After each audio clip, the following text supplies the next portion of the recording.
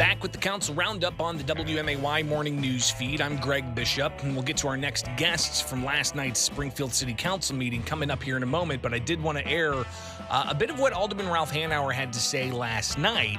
And it was concerning police and their rapid response to a troubling situation. So here's some of Alderman Ralph Hanauer from last night from the Springfield City Council meeting. And this was during whenever they were ultimately discussing some of the technology that the city police are starting to get. But Alderman Hanauer wanted to take a moment to highlight the good work that the city police are doing. We had a situation, there's an application out on that the kids are using. It's, what is it, Yik Yak or something, I don't know, whatever it is. But it's supposedly an anonymous, where kids can get on, and what they do is they just get on and trash each other. It's I don't know why anybody would have it, but and there were some issues out on last night where they bomb threats at certain schools and that. And I got to give our police department kudos because they got the kids that did it. And, to the parents out there, first of all, tell your kids to get that app off. It's terrible. And second of all, to the kids, if you think you're anonymous, you're not anonymous to our police department, because they can find out who you are and they'll come get you and they'll pull you out of school like they did today. And thank you for that. That was a good deal today. So that's some of what Springfield Alderman Ralph Hanauer said last night during the conversation about police technology. He did want to take a moment to highlight that, and I think that's something that's really fresh in a lot of parents' minds. 217-629-7970 is the number for you to sound off on these issues, but we're not doing that right now. We're going to instead go to the news line where we've got Alderman Shawn Gregory standing by. And Alderman, thanks for taking time with me and getting back with me so early. And it was a bit of a scramble this morning when I didn't see the audio posted to the clerk's website, so I appreciate all the aldermen that responded rapidly to be able to join me on air, and I'm glad to add your voice to the conversation. Good morning. Good morning, no problem. So last night, the John Taylor home got approved for $200,000+. We talked with Alderman Joe McMiniman earlier this morning, and he highlighted how it's important to see these histories and to facilitate these histories. But I think the words he used was, this particular property is going to be a money pit. What's your response to that? Well, Alderman is always going to have his opinion. I respect him for it. However, he brought up, that we should have probably done it 10, 20 years ago. Well, he was on council, and if he cared that much, he probably should have ran that charge. However, we're here at this point now. There's been some very good game plans on the finishing product, been tossed around, including his idea of a replica. But what we wanted to do first is preserve the foundation to give us a shot at the tax credits. And if we just decide to do a replica, then we lose a chance to get significant money to help this project out. It's just the back half that picture is showing. The original structure is in pretty good shape, and we think we can save this home, and it just lines up with what we want to do with not only that one, but the Lincoln Colored home, and continue to help the First Black Firehouse evolve it. And the goal is to really pull some of our great tourism across the tracks to really help us continue to spark economic opportunity and activity on the east side.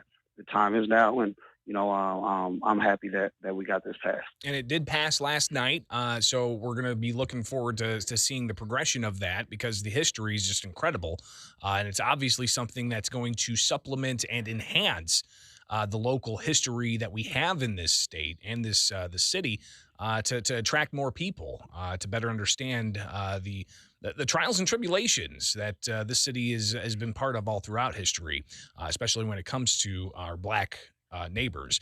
Alderman Shawn Gregory here with us on the WMAY morning news feed. On this issue, you did highlight how some of the questions that were raised about, the 33.7% or something to that effect. Mm-hmm. You did lay out some of the specifics that you were able to see in city code, and how this is actually below a certain threshold, significantly below a certain threshold. Absolutely. Talk a little bit about that. So in the end, the overall cost of this project really brought that 217,000 to like 15% of the overall project cost. That was one of the concerns. We answered that concern. Um, so but that really just brings me to, and me and the mayor had a good conversation about this. We've had some preliminary talks about it, but we're really going to have some hard talks about TIFs and TIF reform, as I like to call it. So. Hopefully, Alderman McMenamin will help me out with that and be a supporter of that because for where TIFs are, it was originally made for blighted areas to help blighted areas, but it's not working as it was meant because a lot of people on don't have $3,000 to put with a $5,000 TIF match or 50% and stuff like that, it's TIF dollars from this community, and they should be able to use it. And overall, it's going to help the bottom dollar anyway. As houses get better, as businesses get better, by using that money, the TIF increment grows like it's supposed to, and we got to start doing that. So that's something that I know Alderman Donlin is interested in. He thanked me at the end of the conversation for really just bringing back, refreshing his mind on the ordinance that he put in 2017 as far as reimbursement. But the threshold that he put in, we were well below that for reimbursement after the project is done. And I understand why they did that. Then they've been, the city's been burned on projects and things of that nature. But we should always have reserved the right to look at this thing and make sound decisions for people, even if it's on a case by case basis. But I'm looking at policy changes. That's what I come for to really change the things that are hurting our community. Springfield Alderman Shawn Gregory here with us. And I don't think this came up last night, but it's something you've raised before in the past, and it's where to put the city's portion of cannabis tax dollars. We've sold a lot of cannabis in this state. It's pretty incredible to see the amount of money. It's like $1.4 billion worth of cannabis that's been sold, and the taxes on that range from 35 to 40+%. The state getting a massive chunk of that, but the city has its own sales tax on top of that. What's being done with those tax dollars that the city collects, but also that the city receives from the state when it comes to cannabis money? Have you seen good use of that? Yeah. So me and Alderwoman, now Senator Turner, we put the $450,000 into two programs: $100,000 for owner-occupied home redevelopment and $350,000 into business assistance. The business assistance program is loaded and ready. They're putting some final touches on the application and online interface to get that. Me and the mayor had a good conversation about making sure we got that out there. But as time has grown, of course, we're going to go over that threshold that we put money into those two programs. So we're going to have additional resources to do some other things, and I look forward to working with Alderman Williams on programs because the boundaries that me and now Senator Turner set surround not only Ward 2 but Ward 3 as well. So you'll see business assistance, happening, and this money spent a little bit of everywhere to improve the overall East Side community. I'm really excited about that. No city in the state besides Evanston, to my knowledge, has done anything with their cannabis tax dollars to really benefit the community hit hardest by the war on drugs. And I'm proud of that. And it's going to provide major dividends, even well after, I'm gone and whatever I serve, 8, 12 or whatever. It's going to still be here for our community. And I'm proud of that. Alderman Shawn Gregory, greatly appreciate you taking the time this morning, and we'll definitely connect again soon in the near future. And have a great day, all right? All right, you too.